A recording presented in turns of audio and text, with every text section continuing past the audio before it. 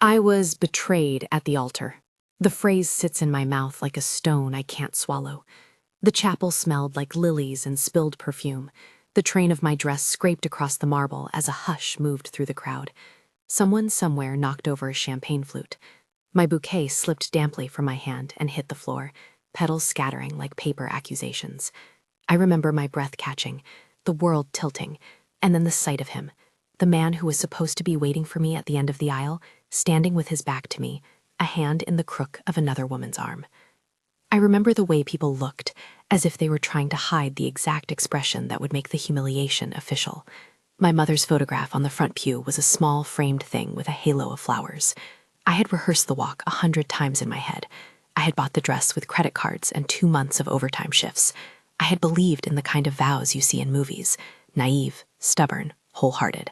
And then that man, my fiancé, turned and smiled at the woman who was not me, and everyone in the room surrendered to the sound of gossip, as if it were a benediction. They told me later the story in shards. He had said he needed air. She was a last-minute guest from work. They ran into each other at the reception and left together. I held the bouquet and listened to the rumors spread like grease through paper. I remember touching my ring finger and feeling the cool, empty band of the promise that wasn't mine. The photographer kept snapping, the flash like interrogation lights. Someone whispered, "What happened?" And then everyone had an answer. But this isn't just the moment the world ended. The truth is messier, older, and far more humiliating than anyone's neat version of it.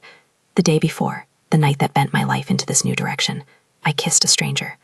It was one of those reckless, meaningless kisses you tell yourself you'll forget. I had been at a bar with friends, pretending to celebrate the end of the week while the smell of burned coffee and copier toner still clung to me from a night shift of the studio. The club was a single room of dim light and loud music, the kind where no one cares who you are. My dress had come off and been traded for a hoodie. I had too much to drink, more than I should have, certainly, and I had been laughing at a joke that even at the time I barely remembered. He was leaning against the doorway, a silhouette for a heartbeat. Tall, half in shadow, a cigarette forgotten in his fingers. He wasn't handsome in the glossy magazine way. He had a kind of blunt, interesting face that made the rest of the noisy room seem softer. We spoke for 10 minutes about nothing. He asked my name twice, as if he expected to forget it instantly, then kissed me like someone trying to steal a moment of daylight.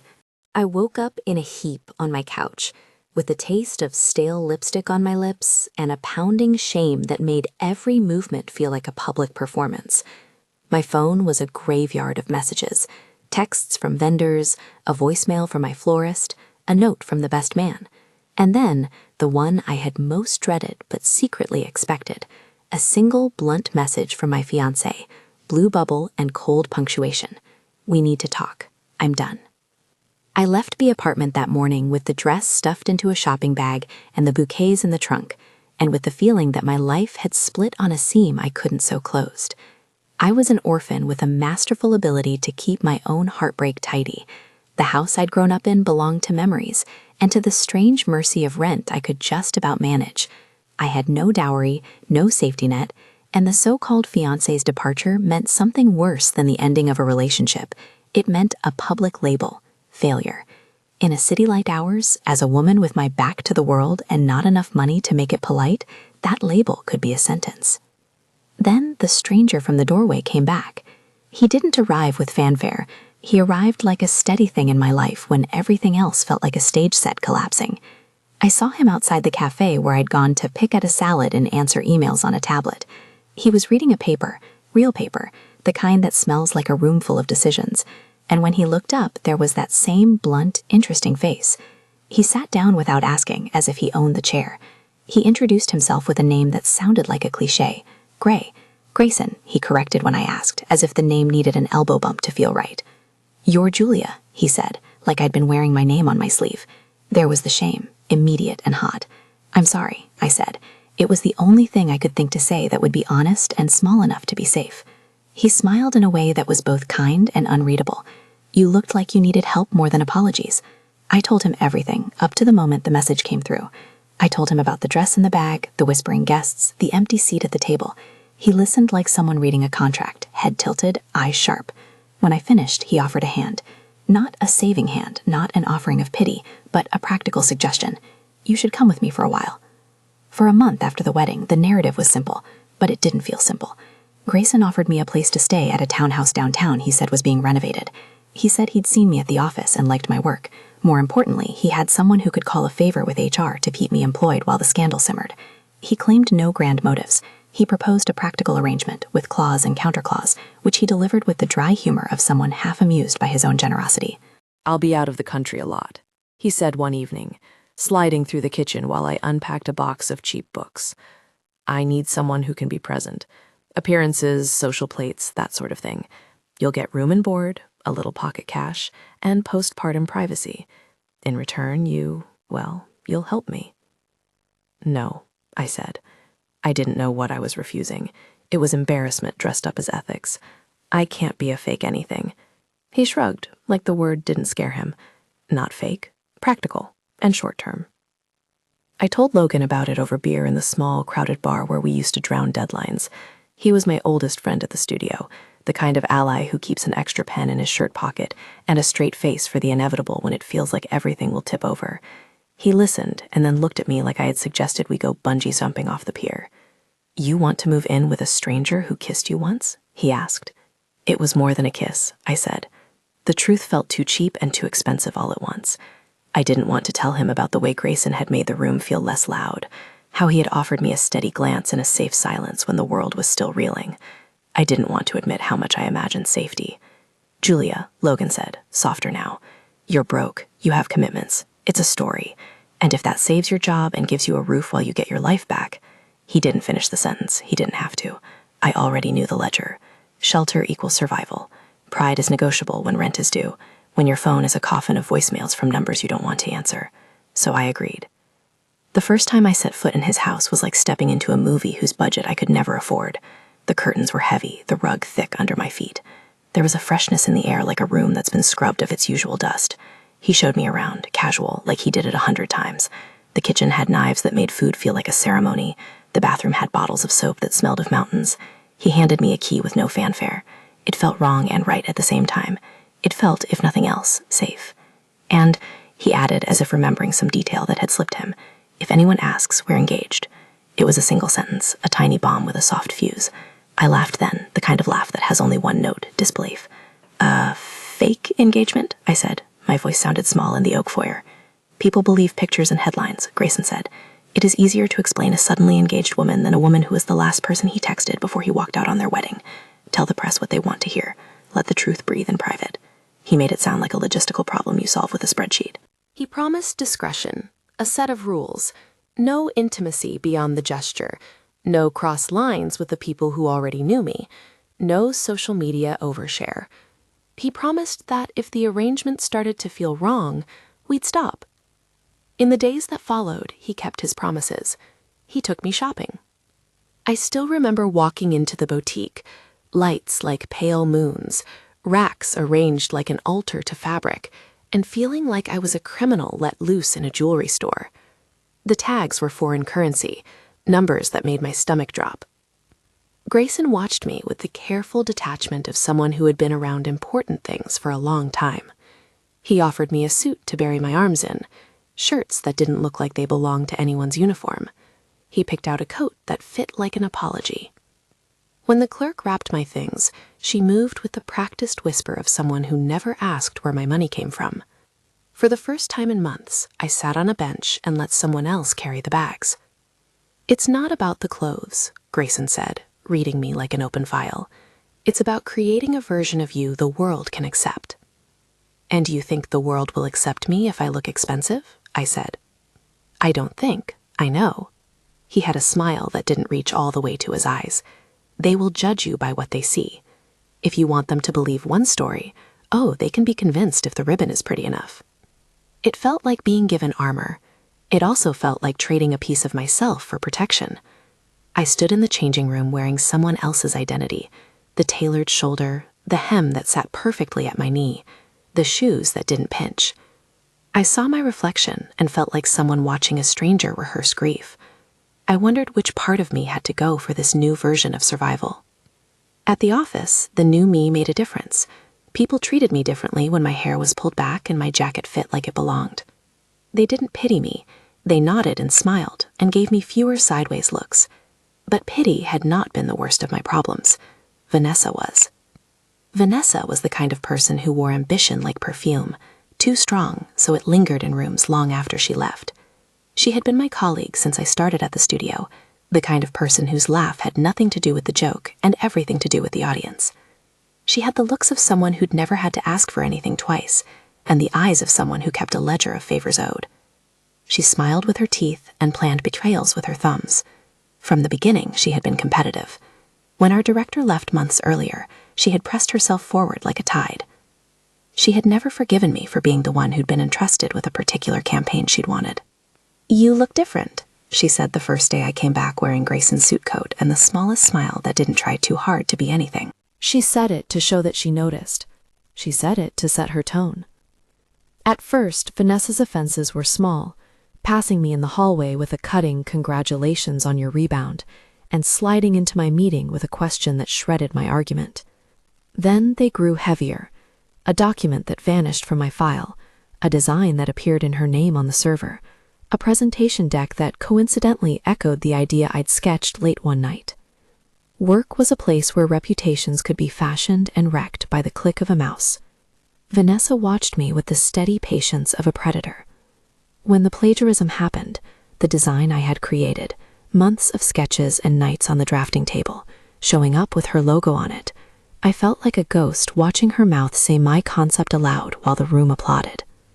I produced my sketches, my timestamps, the proof in a drawer that I had kept because the dog-eared paper gave me comfort. But fingerprints can be edited, files can be copied.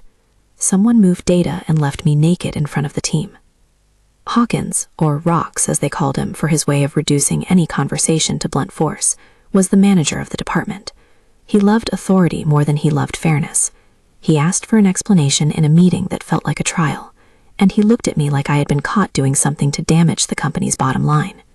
"We have clients," he said, slamming his palm on the table as if the wood would produce answers. "We can't have intellectual property floating around. We need to know who is responsible." "I am," I said. I kept my voice even. "I designed that campaign." Silence pressed around me like a vice, because in that room with the wrong facts in the right people's hands, denial was not a defense. The company could fire you and move on. They could replace you and say nothing happened. What hurt wasn't the thought of losing a job. It was the idea that everything I had been working toward, new designs, a future, a promise to myself that I would be more than survival, could be taken away on the basis of a convincing lie. When HR called me in, I found myself facing a screen and a list of timestamps that didn't match. Evidence that my files had been accessed from another workstation. Testimony from a temp who claimed they'd seen me copying files to a USB. It was a ridiculous, carefully prepared story, and it had corners sharp enough to cut. It was the kind of professional betrayal that was built on small, careful acts of cruelty. Vanessa had always made me feel like she deserved better air than I did. Now she had arranged a way to suffocate me with evidence I couldn't disprove, without resources I didn't have. The company put me on administrative leave, with pay pending investigation. It felt like being put in a glass jar and shown to colleagues as an example of contingency. At home, Grayson listened. He watched me with a look that had nothing to do with the expensive cut of his shirts. He didn't ask me to justify myself. He didn't offer a rah-rah speech about fight or flight. He moved like someone who had been navigating scandals his whole life. Late that night, after a series of texts from Vanessa with polite barbs and a stream of messages from the corporate PR asking for statements, Grayson sat across from me and said, "They'll try to break you by making you believe you are alone." I wanted to be angry at him for putting a name to a feeling I had felt for as long as I could remember. Instead, I felt like someone whose ribs had been gently rearranged. "Why are you helping me?" I asked. He shrugged. "Because in my world, people like to keep appearances. It is easier for me to present you as part of my life than to explain the alternative." He said it as business. He meant it as shelter. "And because you deserve better than to be slowly disassembled by colleagues who have decided you are expendable." There was a moment where I almost told him the whole truth, that not everything he offered could buy me back the dignity I had, that miracles, if you wanted to call them that, were not his to sell. But silence was safer. I folded into the couch and let the moment pass. Grayson's assistance didn't come only in a warm couch and designer clothes. It arrived in small, practical ways that made me angry and grateful in equal measure. He set up a meeting with a lawyer. He called a friend at the studio, Fiona Bennett, who was, as it turned out, a woman with influence and a proven taste for saving things that she thought had been miscast. Fiona, as it happens, had been watching this particular industry for years and didn't like people playing with careers like they were toys. "I can help," she said the first time we met. Her voice was a steady, cultivated thing. "But help isn't sympathy. Help is paperwork." Fiona sat across from me with her fingers laced, bright with small rings, and looked at me like someone who had been expected to make hard decisions for a very long time. "You are talented," she said. "You have a history of good work. The board is often inclined to believe what's easiest." She tapped a folder while she spoke. "We can show them the metadata. We can subpoena what's necessary. But you need to keep your story tight. Keep your story tight." The phrase sounded like a belt pulled around my ribs. I did as she said because I didn't have a choice. We dug into servers, traced IP addresses. We uncovered what we suspected. A pattern of access from a workstation assigned to Vanessa. A sequence of logins that matched the night the campaign was uploaded. It should have been simple. It should have been solved by the law's slow, clumsy hand. Instead, we discovered something more personal. Vanessa's access had been achieved with credentials that had been lent to her by someone higher up. A convenience with consequences. When I confronted Vanessa, she had the perfect, rehearsed expression of someone who'd be accused, but was always one step ahead of consequences. "I'm surprised you didn't protect your files better," she said with a smile that called itself cooperation. "It's messy in here, Julia. Maybe you're overwhelmed." It was the exact shade of betrayal that seemed to irritate more than hurt. She was aiming to remove me as if I were a stain, and she had people to help her. Rox leaned into the room and smiled as if the situation were a joke, and he was the punchline. Grayson kept me steady through the legal drafts and the PR statements. He was careful with language, insisting we said the truth in a way that didn't weaponize me further.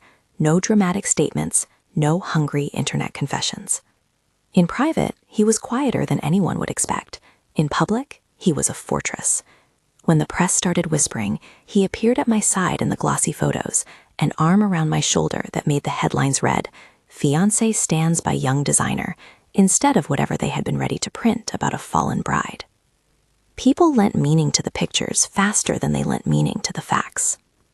"You don't have to do this," I told him once, watching the way the cameras loved him like a new aesthetic.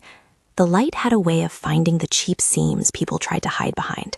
It singled him out like a statue cast from modern materials. "You could walk away." "And be accused of abandoning you?" he asked, exasperated and oddly hurt. No, that wouldn't suit me either. It was infuriating that he framed his kindness as a matter of taste, but I couldn't deny it. The world changed its face when he stood where 1,000 strangers might have been. People who had once whispered behind my back now smiled in my direction because of him. Vendors called to offer discounts to Mrs. Weston. Invitations arrived. The building's concierge started remembering my name. With every small courtesy, the label shifted. I was no longer the woman who had been abandoned at her wedding. I was someone else. And then, when the company's investigation stalled on a week-long bureaucratic treadmill and the gossip machine revved up again, someone inside the Weston orbit decided to make a gesture that would change everything.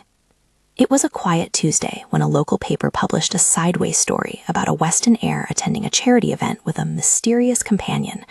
The paparazzi spotting was careless and intentional at the same time. Someone wanted the image out there, an heir with a woman by his arm. That someone had a motive. The image made the rounds. People annotated the photograph with theories and invented pasts. The internet did what it does. It attached narratives to pixels and fed them into a hungry machine. I stared at the photograph at my kitchen table and saw myself in an unfamiliar context. Grayson was beside me, the profile of a man who owned more than 50% of what my small world revolved around. I saw the carved cheekbones, the neat cut of his jacket, the way he looked at me with an expression that refused to be reduced to social media captions. There was something else in the photograph too, a small pin on his lapel. Behind that pin was a crest I recognized from a charity gala brochure. It was the crest of Weston Enterprises. I hadn't thought to connect him to the Westons. I had assumed he was a private investor, someone with the money and the taste to buy art, and the patience to watch crises pass. I had not imagined an empire. I Googled him.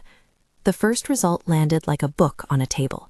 Grayson Weston, heir apparent to Weston Enterprises, family holdings across real estate, media, and energy. Photographs of him in glossy magazines, mentions of his father, Malcolm Weston, a man with a face made of headlines, profiles that described a life built on shareholder meetings and family dinners, where power was spoken of like weather. I dropped the phone. The house around me seemed to tilt. For all his casualness, Grayson was not a man with a private ledger of change. He was a man whose signature could move money like tides. I shouldn't have been surprised. People like him don't casually rescue strangers because they enjoy the moral calculus of it. They do it because rescuing someone can be hedged, invested, leveraged. There was an angle to everything. Kindness in his world came with a balance sheet. The thought made me bristle. When I confronted him later that night, he didn't flinch. He chose the chair like he was always meant to sit in it, and leaned back with a look I couldn't parse. "You know who I am," he said. "I don't think you told me your last name," I said. "You asked me not to. That was before." He made a small, annoyed noise. "You said you wanted a starting point that wasn't complicated. You didn't want my money or my name. You wanted a roof." "I didn't want your deception," I started. "It wasn't deception," he said. "It was a practical choice. You agreed to the arrangement." I could feel the old, deep places in me that had learned to bargain with pride. The orphaned child ledger that had kept me awake devised an arithmetic.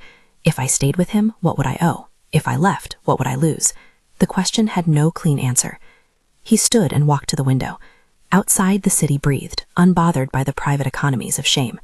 He looked almost younger somehow, framed by the city lights. "Look," he said, after a minute, "my name will complicate this. It already has. If you want to walk away, you can. But you will need a plan. You will need a lawyer and a place to go. You will need money." "I have a place to go," I said, more a lie than anything. "I have a part-time job. I can get by." "Then get by," he said simply. "But know what you're trading." There was no malice in his tone. It was a statement of fact, a ledger again. The word echoed in my head like a clock. I rubbed my palms together to stop them from trembling. "Why do you want to help me at all?" I asked. He turned from the window and met my eyes with something that was not a calculation and not a cruelty. It was weary. "Because I'm tired of people pretending vulnerability is a commodity they can buy," he said. "Because I think people like you deserve better than the way the world discards them. And because—" He paused, and for the first time a road opened to the part of him that felt less like a corporation and more like a human being. Because he made me keep my feet on the ground the night I would have otherwise forgotten what ground meant. It was a confession I wasn't ready to accept as anything more than a truce, but it was an admission, the kind that unsettles the ledger.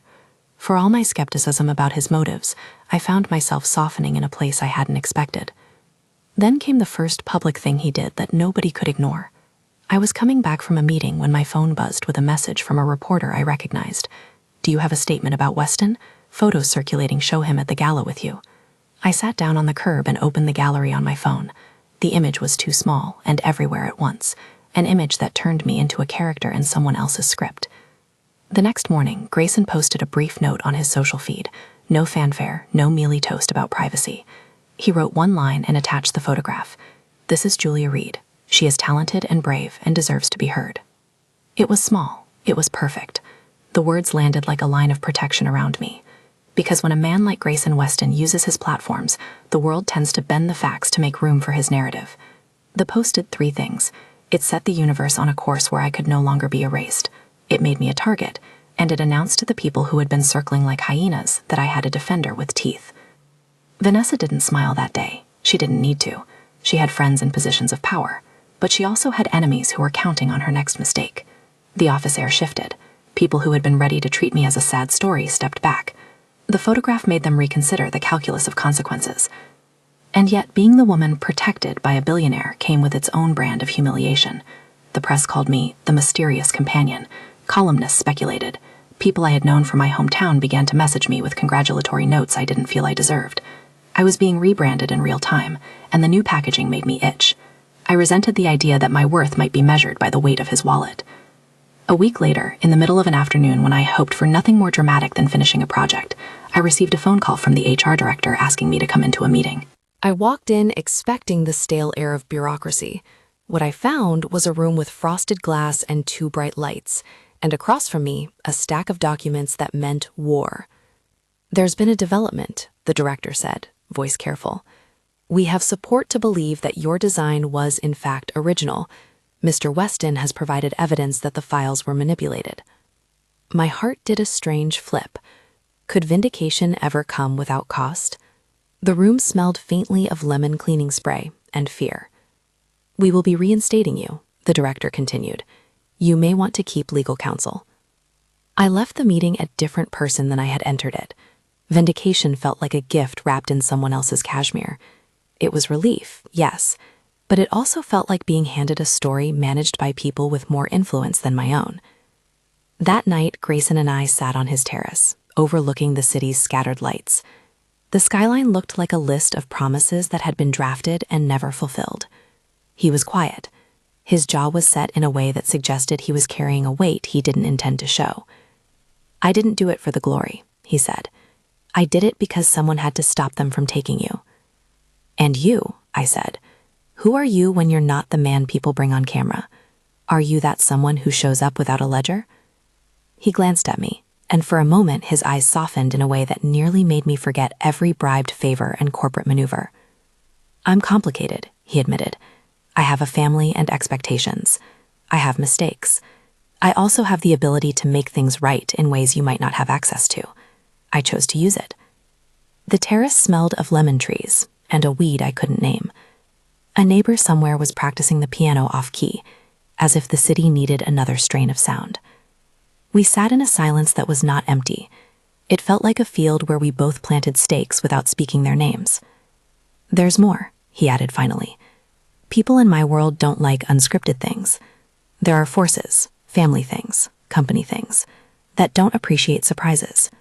You should know that being with me will complicate things." "That's an understatement," I said. I wanted to tell him I had been the poster child for complication for years.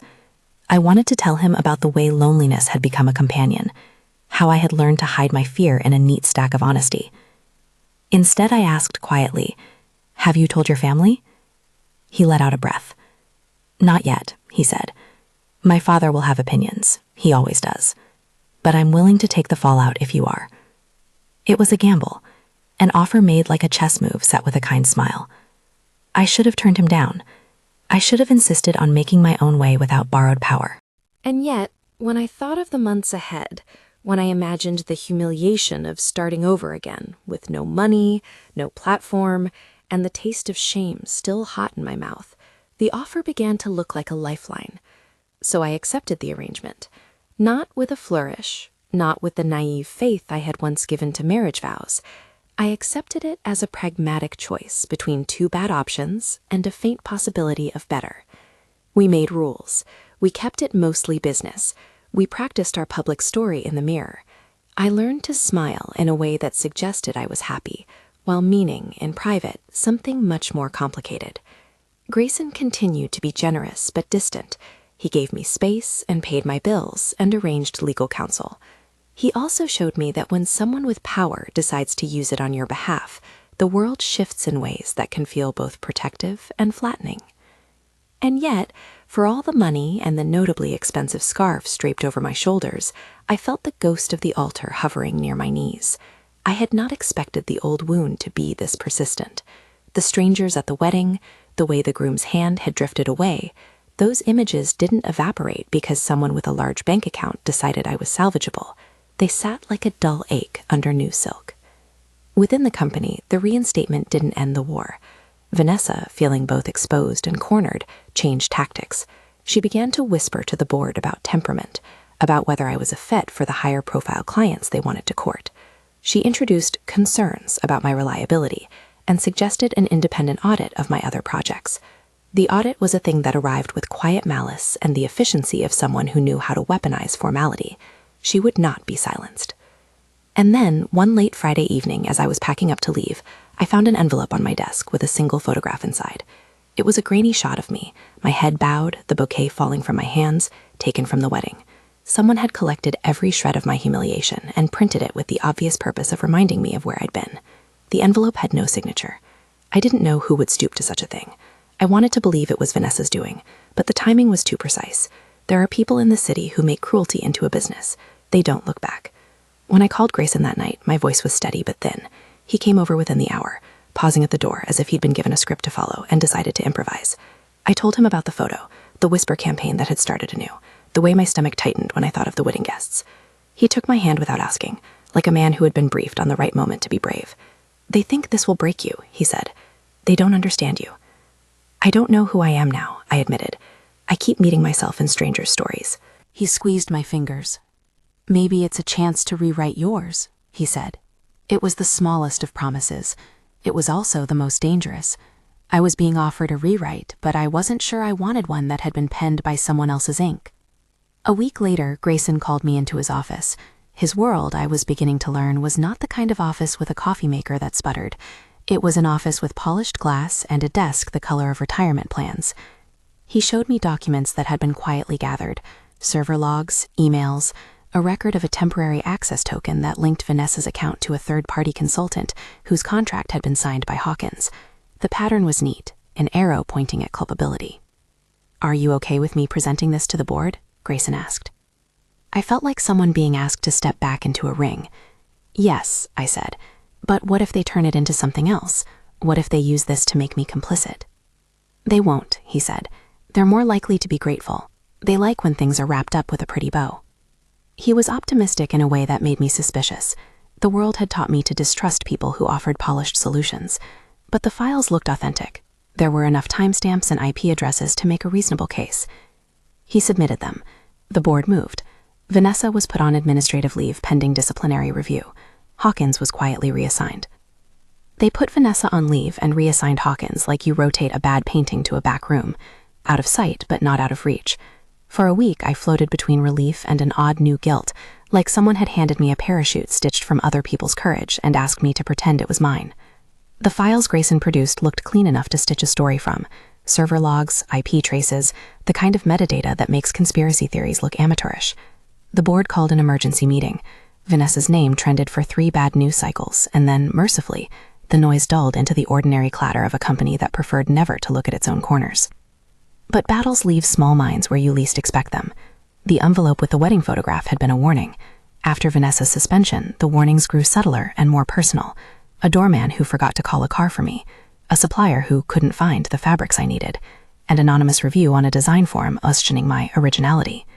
Whoever wanted me out had learned that public pressure, even when it didn't make headlines, could be an effective eraser.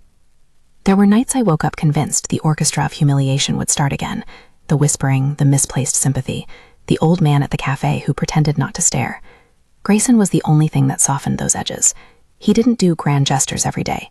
Mostly, he sat across from me at a table with a cup of coffee that was always too strong, and listened. He asked questions I wasn't used to being asked. He asked how I slept. He asked if I wanted to see the ocean on a Saturday. Those questions didn't fix systems of power, but they reminded me I had a right to be ordinary. Then, because people never tire of drama when there are cameras to catch it, someone inside the Weston orbit leaked a rumor that pointed squarely at the most obvious weak link, that my relationship with Grayson was contrived to launder reputations, a social maneuver, a PR campaign disguised as romance. The tabloids ate it up. They called us an arranged rescue. They ran photos of me stepping from a car with 2 large sunglasses, and they parsed everything into a moral allegory I hadn't consented to. It stung badly enough to bruise. The worst part wasn't what they wrote about me, it was what they wrote about Grayson. Malcolm Weston, his father, is a man who makes statements like he arranges weather, controlled, rehearsed, and devastating. An insinuation about his son's choices became, in short order, a family drama. Grayson's phone calls from his father were blunt and cold. I heard them sometimes, the way his voice tightened, the way he would close his mouth and stare at nothing. "You are complicating things," he told Grayson once, and the hum in Grayson's jaw made me realize power has more than one vocabulary. There's the currency of influence and the currency of expectation. "Do you know what he said?" Grayson asked me once, after a call he let me hear a sliver of. He didn't like the tenor of Malcolm's voice on his nights. He sat on the edge of the couch, boots scuffing the rug as if he were keeping time. "He told me I'm a liability," Grayson said finally, and there was no theater in it. It landed like a fact. He said being aligned with a public spectacle damages shareholder confidence. I wanted to tell him that I understood, that I had been balancing expectations like plates my whole life. But the truth was simpler and uglier. I had been sold the idea that survival was a series of small compromises. This was another compromise, except this time the ledger involved not my credit cards, but a family dynasty. The board would have preferred things tidy. They preferred stories that started with one's fall and ended with private shame. They did not like complications that included houses with kitchens meant for making statements and men whose signatures could rewire contracts. So someone proposed a solution the way you clean a wound: cut away the infection. They suggested a press statement from Weston Enterprises that emphasized Grayson's private life and hinted that any association he had with employees would be clarified. It was, in their world, diplomacy disguised as ethics. Grayson refused. It wasn't a melodramatic refusal. There was no flourish. He simply called a meeting and said, "If you think a statement reading, Mr. Weston maintains privacy will be sufficient, then you're trying to hide a decision. I'm making the decision now." He asked not for permission, but for a platform. What followed was a week of whispers and planning. Malcolm called him to his office in a conference room that smelled like leather and money. The conversation they had there was the kind of family talk that passes like a weather report in our house. I learned to listen at the edges, like catching wind of a storm. Malcolm said what he always said about legacy and reputation and the careful arithmetic of power. For every kindness grayed by attention, he saw risk. Grayson listened, then did something that surprised me. He took a breath and told his father, in a plain voice, that he would not let private politics decide who he stood with in public. It was a small revolution, the kind that fits into a 10-minute conversation and alters a calendar. Malcolm didn't like having his son explain moral character to him. He tolerated it because he prefers his storm to be a sculpted thing. He warned Grayson of consequences. Grayson answered that he'd accept them. So Grayson did the thing that made headlines. He called a press conference. I hated the word press conference, as if it were a thing that had the right to rearrange people's lives. We rehearsed it like actors rehearsing a play. He wanted it simple and true. He wanted to name me as something that wasn't a rumor or speculation. He asked me to stand with him and simply answer the question, "Who are you?" Standing there in the sunlight outside a building with glass that reflected the city's appetite, everything on me felt too new. My coat was the one Grayson had chosen weeks ago, the one that fit like an apology. The cameras blinked like insects. People I knew and people I didn't held microphones like fishing rods. Vanessa's suspension had been announced. The conversation had circled, and I felt, strangely, like a kite in a wind that might either carry me up or shred me. Grayson stepped up to the podium, without theatrics. He put his hand on mine, brief, a punctuation, and said simply, "This is Julia Reed. She is my partner." The word partner landed like a curtain falling. It was not an engagement announcement. It was a claim. He spoke a few sentences about my work, about resilience, about being judged by the currency of others rather than the worth of your own work. He said that Weston Enterprises had supported an internal investigation, that steps had been taken to address wrongdoing, and that he would personally ensure a process for reviewing employee grievances. He did not give details. It was enough that he stepped forward and named me. What I remember most isn't the flash or the recorded soundbite. It's the way my hands felt small and steady clasped in his. It was like a public ledger had been stamped with a new entry. Someone claimed me. The press spun in the way press does, part admiration, part speculation. The morning papers ran portraits of us with headlines that tried to be clever. Opinion columns did what they do, pick apart motives the way a bird picks at fruit. Some wrote that Grayson was playing savior. Some demanded to know whether I would be installed into positions of power. The threads online were predictable and cruel. But there were fewer whispers at the coffee shop now. People greeted me with a nod that didn't ask for shame. The world rearranged itself, as if the weight of that one man's voice had shifted gravity. I don't mean to imply everything changed overnight. The back rooms of companies are not cleared with a single speech. You can't erase a campaign of meanness with a single headline. Vanessa's lawyers kept the company documents in a kind of slow-motion limbo. There were motions and counters and HR reviews that smelled faintly of lemon and the stale air of strategy rooms. But the public narrative bent, and because public narrative matters, the private world changed too. The day they reinstated me with full rights, they offered an apology that felt half-practiced, but still necessary. They promised an investigation into workplace governance. They asked me if I wanted to return to my old role. "I want different," I told them. I surprised myself with the steadiness of my voice. "I want to be in charge of the kind of projects that can't be handed to someone with a quick smile and a harder ambition." They blinked, not used to being asked to replace one of their own systems. But Fiona, who had become more than a benefactor, she was an ally, sat with me and coached the next steps. "You don't go back as if nothing happened," she said. "You move forward with leverage." Leverage became the new language. With Grayson's influence and Fiona's contacts, we proposed a new role, creative director for the brand line that had just released the controversial campaign. It was elegant in its cruelty. I would oversee the restructuring and have authority to audit processes, hiring, and vendor contracts. It meant power over decisions that had once been used to hide malice. It meant I could change who they promoted, who they contracted with. It felt like turning a sword into a key. Of course, power has consequences. Vanessa's camp called the move performative. They said a billionaire's favorite could not be a fair arbiter. A few board members muttered about optics and distraction, but when the company thought of a replacement that would look less complicated than a woman who had been publicly humiliated a month earlier, they failed to account for one thing. I wanted to do my job well, not to be a spectacle. So I did the work. I reviewed servers, I insisted on audits. I sat through meetings at 7 in the morning and late into the night, because accountability requires tedious hours. I learned to read contracts the way other people read novels. Clauses became the maps to which I navigated. I fired suppliers who cut corners. I restructured vendor agreements. Each choice was small, but accumulative, the way rain shapes stone. Vanessa, for her part, grew more dangerous in the way she could control.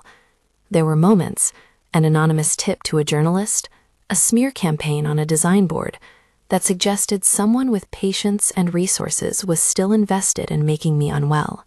We traced one of the anonymous tips to a PR firm hired by an unknown source. The trail went cold in a server in a rented office. It was maddeningly ordinary, the kind of anonymity that protects cruelty. Then, when I thought the worst one could do had been covered, the night at the anniversary event happened. It was meant to be a small celebration, a soft thing. Fiona had organized a dinner at a private venue, a low-key way to toast my new role and the small victories we had won. His father, to everyone's surprise, sent a note offering congratulations with a clipped line. We thought maybe the storm had calmed. The venue was understated yet perfectly lit, as if designed by someone who believed ambiance was a weapon. I wore a dress that wasn't new but felt built to hold my shape. The guests were friends, colleagues, people who had been kind through the chaos. Grayson stood beside me like a steady column, his hand a warm, casual thing on my lower back. We were halfway through dessert when something changed. The air seemed to thicken, like the moment before a glass breaks. Someone at the corner of the room shouted, a sound clipped and urgent. I turned, and there was a man who didn't belong. He moved with the awkward, purposeful gait of a person who had rehearsed being dangerous. He wasn't large, not in the cartoon way one imagines villains. He was precise. He moved toward me with the kind of intention that needs no explanation. Present tense. Everything in me narrows. The music drops 2 notes. My stomach empties. The man's hand reaches toward my elbow. I feel it like cold wire. Someone grabs his shoulder. Hey, get away, a voice snaps. The man turns like a rabbit, then lunges. Security moves in. It happens fast. A struggle, a shout, a chair scraped. Someone yells, she's pregnant. I don't know who says it. Maybe the man himself. A lie that becomes urgent because I have not told anyone yet. The room smells like citrus and fear. Grayson has him pinned with a force I didn't know was stored in him. His voice is a low animal sound that says, do not touch her. Later, they would tell me the man had been hired to create a spectacle. They said the plan was to accuse me of lying about being assaulted to get sympathy and erase the earlier evidence. They said they'd found a payment trail to a shell company that resolved into a series of small transactions, unremarkable until you trace them back through a maze. The police were called. The man was arrested. I sat in the back of Grayson's car with my hands clenched on a napkin until my knuckles whitened and the city lights were a blurred smear of motion. The night left me raw. I didn't sleep for days. I replayed the moment the man had come toward me and felt small and fragile. And yet something else had happened in that scrambled tableau. The clarity of who stood between me and danger. Grayson had not hesitated. He'd acted like a man who had once watched other people get hurt and decided to make that intolerable. The police questioned us and took statements. The man's record was clean and small, the kind of file that suggests he had been a hired hand rather than a radical. Later, a traced wire transfer pointed to a consultancy that had done work for a company associated with someone close to Vanessa. The legal part of it became a slow and patient machine, one that chewed on receipts and invoices and whispered in courtrooms. For my part, the trauma was immediate and intimate. I had been close to being physically hurt in front of people who were supposed to be friends. That night, the press did not have to do much to interpret. They had everything they needed. The narrative split into two predictable arcs. Some wrote that I had been the target of a political smear, others that I was a figure caught in a dangerous culture of power. People loved the drama and choked on the morality tale. In the days that followed, I retreated. I wanted to hide in the easiest place, silence. Instead, life continued, small and relentless. I went back to work with the new authority the board had grudgingly invested in me. I spent hours on layout reviews and in meetings where decisions that would have been trivial before now felt like minor battles. I met with teams. I convinced the executives to move certain budgets to creative development rather than marketing spin. I learned how to stand in rooms where people tried to bargain for my attention. Each time they underestimated me, I made them account for the things they had assumed. It was in one of those late nights, after a meeting where we had debated vendor contracts until the coffee machine sputtered, that I noticed I was tired in a way I hadn't been allowed to be before. My cycles had been erratic for months. I had put the idea of becoming pregnant in the same box as fantasy, something that belonged to a life that felt a little too polished, too theatrical. It wasn't that I thought it impossible. It was simply one more thing to fold away. Then the test. I was at home, alone in the quiet that comes after a day of decisions.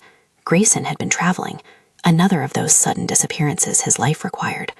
There was a small calm in the apartment. The kettle sang, a book lay open, and for 5 tiny minutes, I was not a headline.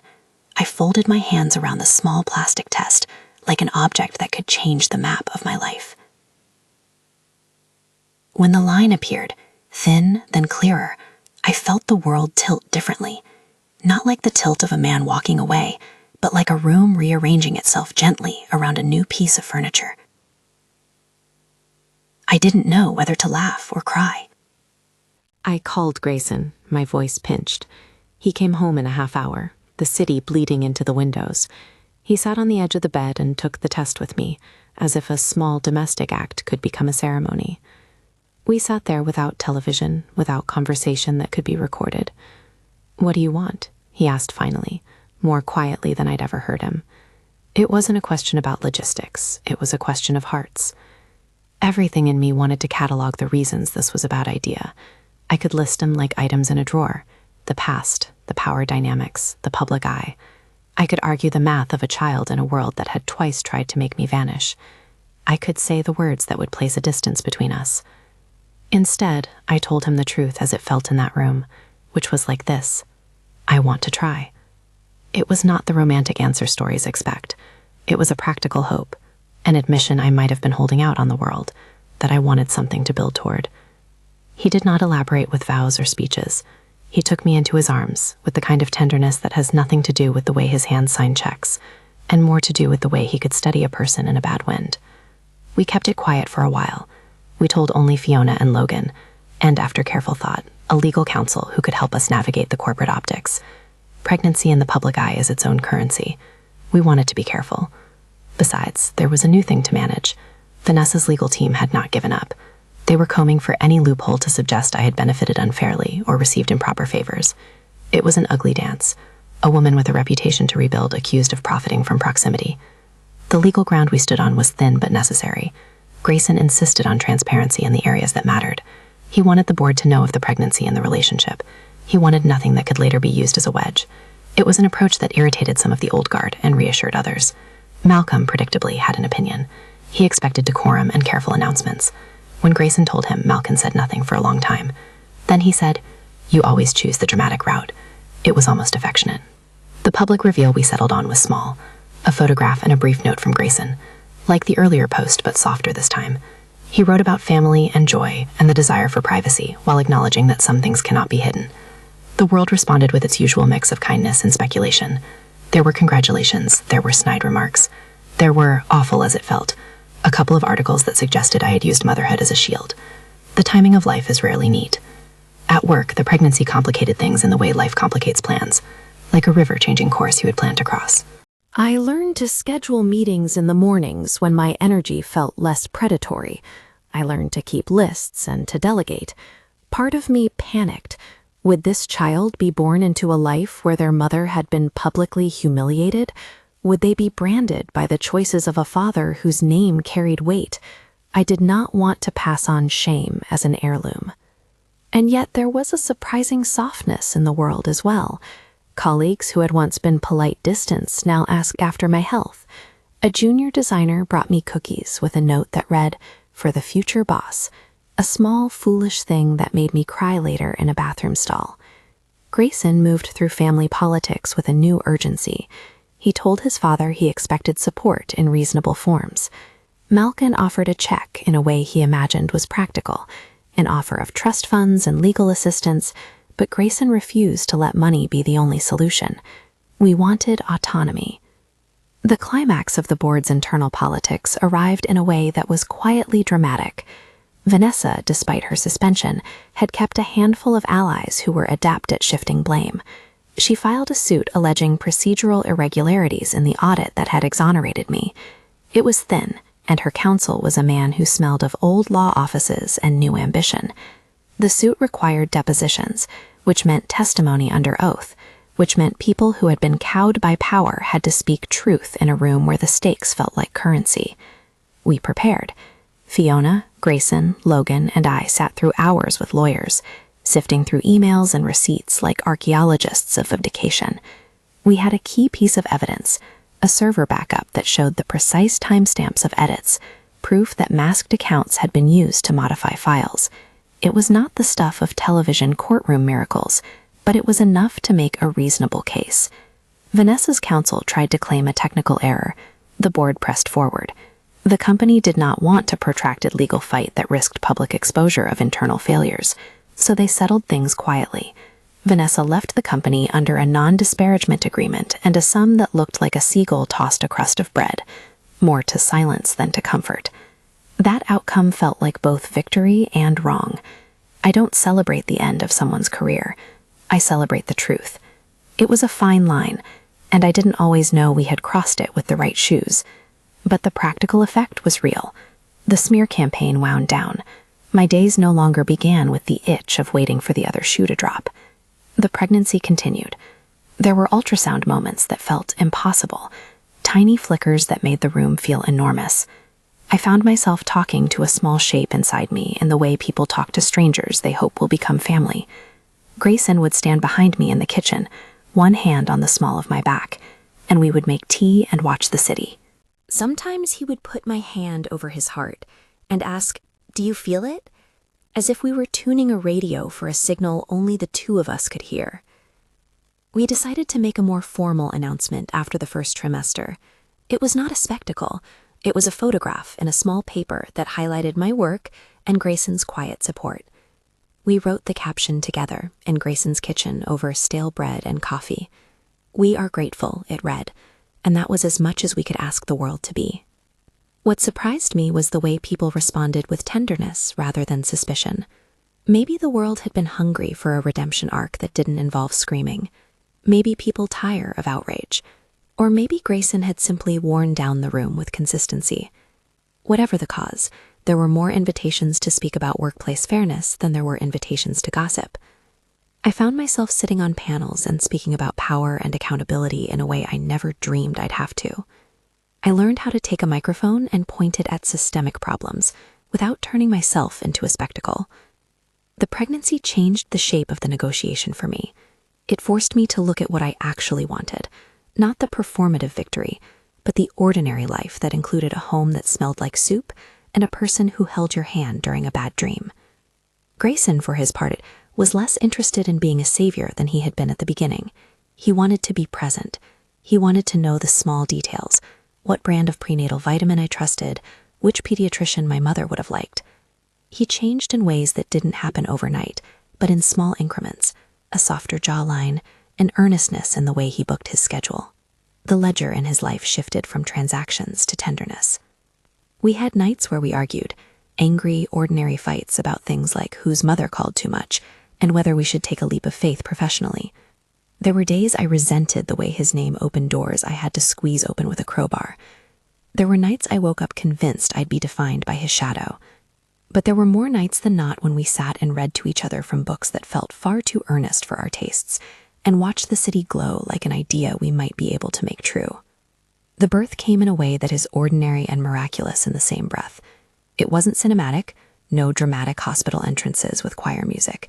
Instead, it was long and loud and honest.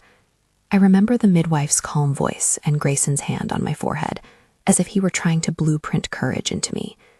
The room smelled like antiseptic, and the softer smell of someone who'd been through an ordeal and won. When the baby finally arrived, wailing and bright, I felt something like a translation had happened.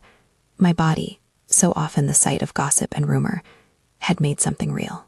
We named our son after something small and private, an aunt who had been kind to me when I was small.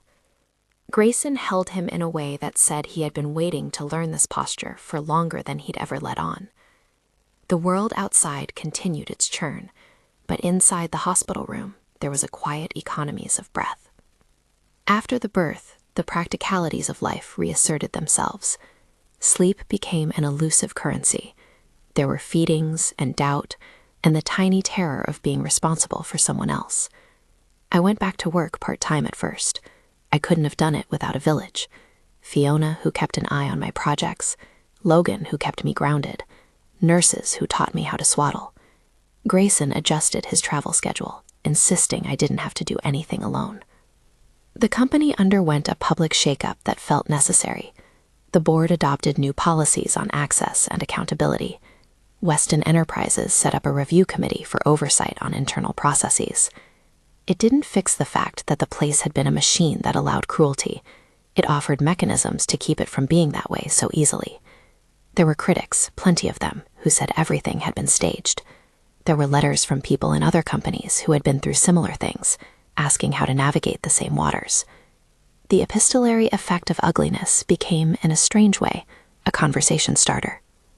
Vanessa, meanwhile, faded into the background with the kind of grace one hopes never to see. She took a settlement and moved to another city. Her name came up in gossip columns occasionally, always accompanied by a note about talent gone astray. I felt no joy at her downfall. If anything, I felt a sadness that the hunger to win had eaten so much of her that she'd been willing to make other people small to feel large. The hardest part of the whole arc was reconciling my sense of self with the narrative the world had written. I had been betrayed at the altar. I had kissed a stranger.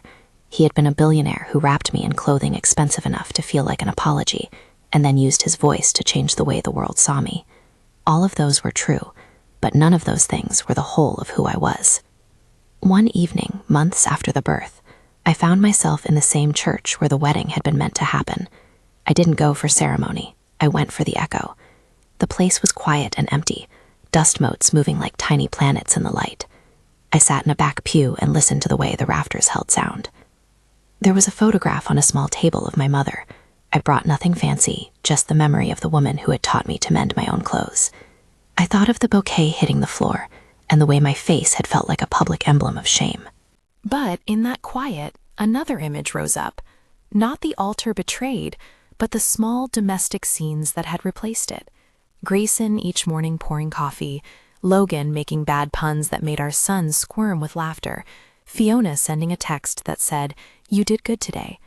The story had been rewritten, not by press nor by power, but by the slow, ordinary accrual of people choosing to be kind. I left the church and walked through the city that had once felt like a jury. The wind smelled like rain wanting to start. As I walked, I thought of the title people might give this chapter of my life. Something sensational, certainly. It's tempting to pick the line that makes the best headline. I was betrayed at the altar. I kissed a stranger. He was a billionaire and showered me with luxury. All of that is true, in pieces, like a collage someone else arranged. But if someone asked me now to tell it as a single line, I wouldn't choose the part that papered over the whole. I'd tell them this instead. I was betrayed at the altar, yes. I kissed a stranger that night out of a mix of sorrow and impulse. That stranger, Grayson, proved to be wealthier than I first understood. And yes, he sheltered me with money and with protection. But what changed me wasn't the scarf he bought or the apartment he offered. It was the way I was allowed to clean myself again in the spaces he'd opened, and the way I learned to take power and hand it back to build something better. If you made it this far and want to hear more stories like mine, real people, messy choices, and awkward victories, I'd love for you to stay. Hit subscribe and come back for the next time I tell a story about how life breaks and sometimes how it mends. The last scene is small. I am in the nursery watching my son sleep. Grayson is in the doorway, carrying 2 mugs of tea like a quiet herald. He sits, and for a while we don't speak. I lean into him, and he wraps an arm around my shoulders. The house is warm. The world outside still churns with headlines and shareholder meetings, and the uncanny hunger for spectacle. But here, in the hush of a room lit by a nightlight, there is only the soft rhythm of breath. I trace the line of his hand across my arm and smile. We made this, I say, not as claim to him, but as a tiny declaration to the universe. He smiles back, the man who once leaned in for a kiss in a doorway, and who later changed the axis of my life by simply deciding to stay. Yes, he says, we did. I was betrayed at the altar. I kissed a stranger. He was a billionaire, and he showered me with luxury. But the ending I carry isn't the echo of headlines. It's a quiet, stubborn grace. The knowledge that humiliation taught me to be fierce, that help taught me to accept, and that love, awkward, expensive, complicated love, can sometimes be the thing that steadies you in the dark. If this story moved you, please like and subscribe for more true-to-life dramas. There are more stories to tell and more lessons to learn in the messy aftermath of survival.